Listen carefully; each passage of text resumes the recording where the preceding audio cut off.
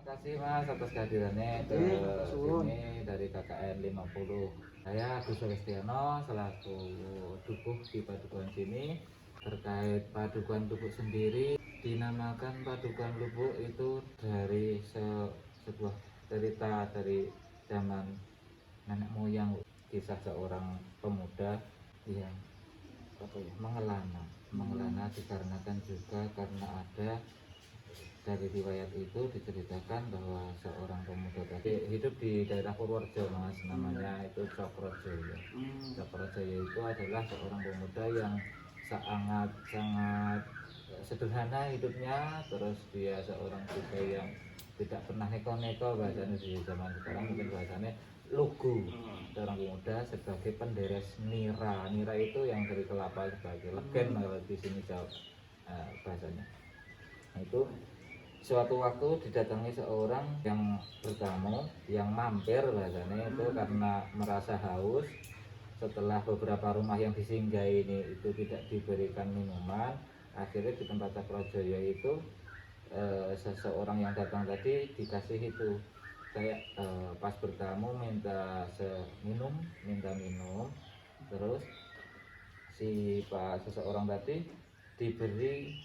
Cokrojoyo nggak punya minuman kecuali legen tadi, nira tadi. Terus dari situ akhirnya seseorang yang datang tadi meminumnya juga. Terus punya pesan, setelah saya minum ini, sisa dari apa yang saya minum nira tadi jangan dibuang pesannya.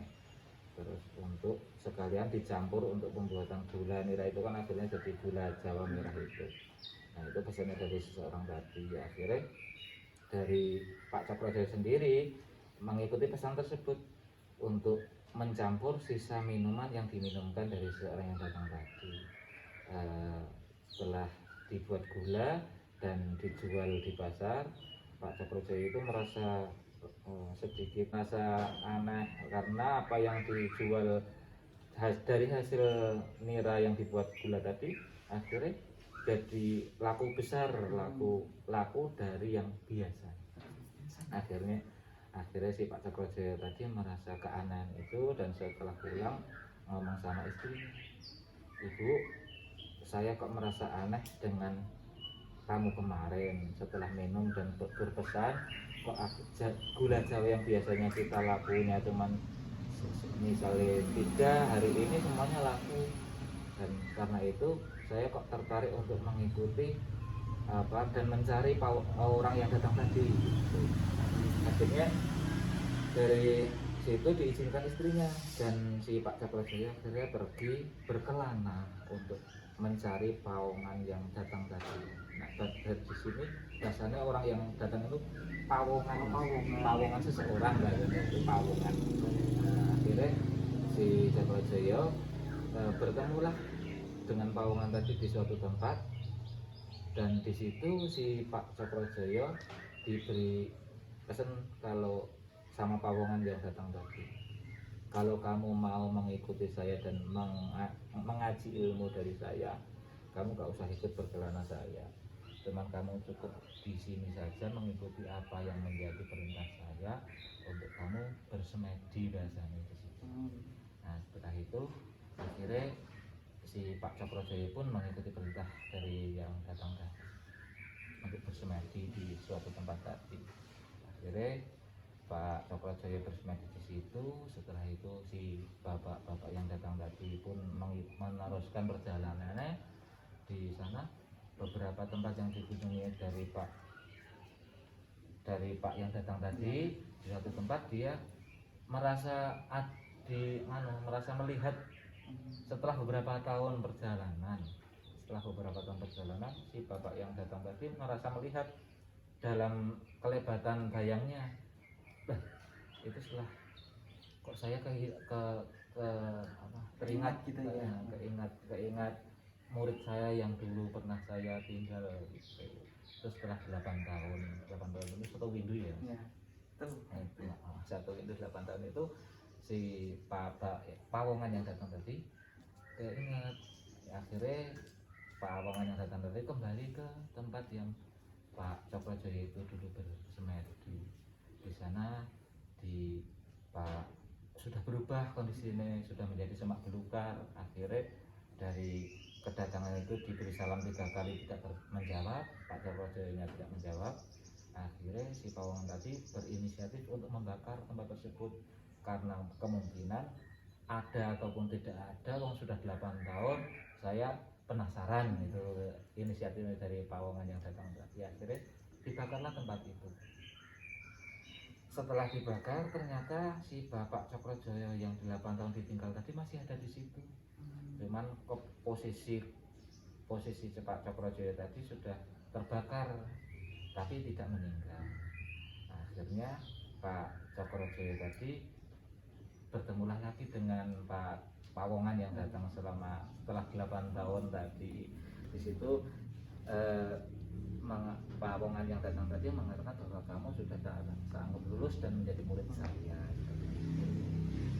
Dari itu diberi pesan saja dari Pak Cokrojoyo dari Pawongan tadi memberikan pesan kepada Pak Cokrojoyo, ya udah kali itu kamu kembali ke rumah kamu saja, tapi untuk membersihkan sisa-sisa dari luka bakar tadi, diberi pesan bahwa setelah ini untuk membersihkan atau menyembuhkan luka kamu harus memancing kutuk untuk dimakan ataupun mencari kutuk di sungai di dekat situ untuk dimakan, karena itu obatnya. Setelah itu Pak Cokrojoyo pun diangkat sebagai murid karena posisi dia terbakar dan sudah menjadi hitam tetapi tidak meninggal. Terus Pak Pawongan tadi matur omong bilang, ketahuilah bahwa saya ini adalah Sunan Kalijaga dan kamu adalah murid terakhir saya, dan saya beri nama Sunan Geseng, seperti itu. Terus setelah itu Pak Cokrojoyo setelah diperintah untuk balik ke rumah, terus untuk makan kutuk untuk obat tadi. Iya. Terus di situ juga diberi tempat itu. Akhirnya tempat itu pun oleh Pak Sunan Kalijaga yang ternyata setelah lama tadi mengaku bahwa dia adalah Sunan Kalijaga. Akhirnya dia memberikan matur dalam bahasa Jawa seperti ini. Ana rejaning jaman tempat ini tak jenengi dari hasil tempat yang dibakar tadi kan posisinya menjadi abu itu dalam bahasa Jawa berbentuk bluduk itu loh. Bluduk itu posisinya ya hitam tapi lembut itu bluduk. Dan akhirnya karena ya mungkin berkembangnya zaman mungkin nama itu dari bahasa bluduk tadi menjadi bluduk. Nah itulah mungkin yang saya tahu Mas kaitannya tentang asal muasal nama Padukan Lubuk itu diangkat dari kisah si Cokrojoyo yang akhirnya menjadi seorang Sunan Geseng dan itu masih berada di tempat sini juga untuk petilasannya Sunan Geseng, tempat dulu semedinya Pak itu Pak Cokrojoyo. Iya itu Mas.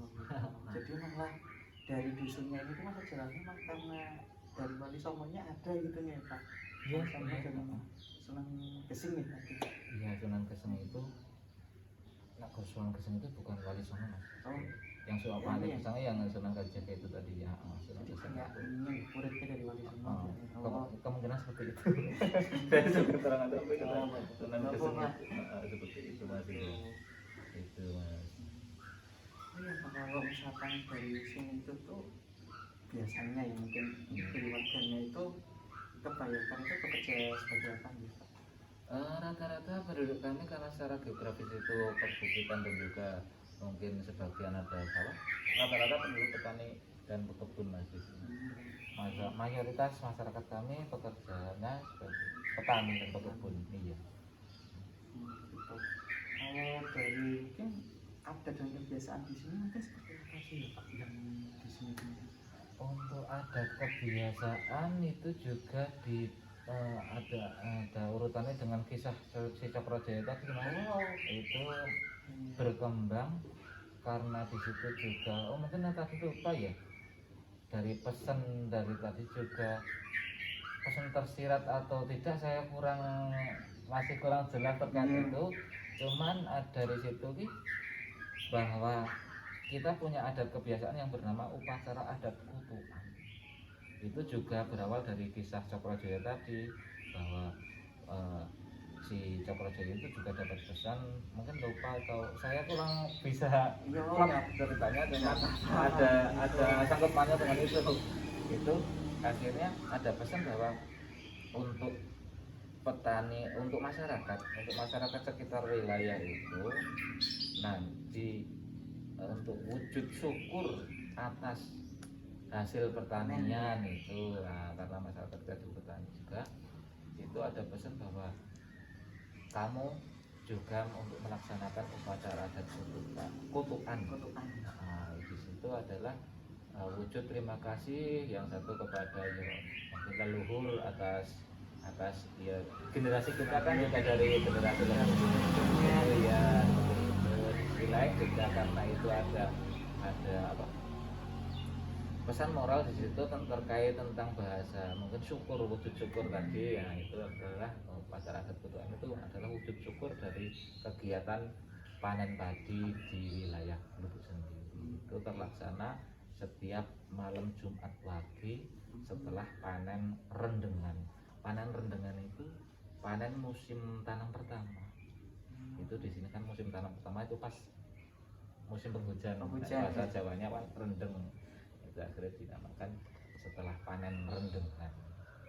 Itu malam Jumat Wage setelah panen rendengan itu ada upacara adat kutukan. Seperti itu Mas. Oh, terima kasih kalau itu. Dan ini kita bisa sampai jam Pak untuk Rokan tuh. Oh, udah Bapak Pak, silakan. Ini aja saya bisanya Bapak mau bagaimana. Oke, kita jalan. Ayo.